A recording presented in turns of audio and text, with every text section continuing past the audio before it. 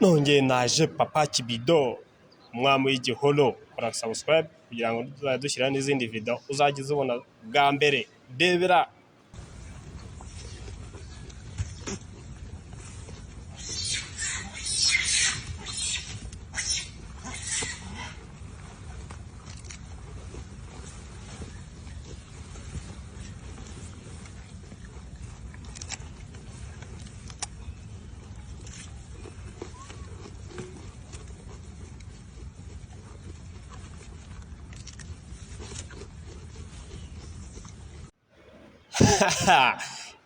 naje wa muhungu wanyu papa Kibido umwami w'igihuru.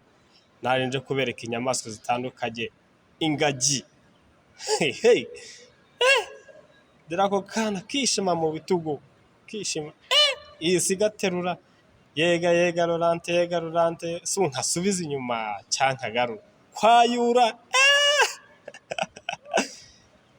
uburyo bigatwaye.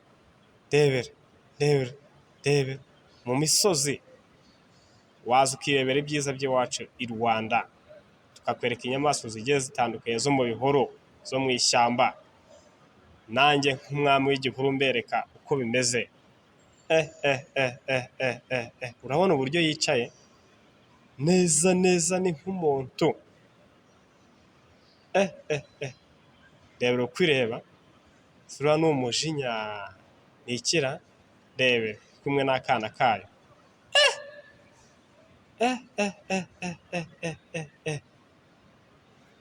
Ariko rubyo harya iyi nyamaswa bayita ngo iki?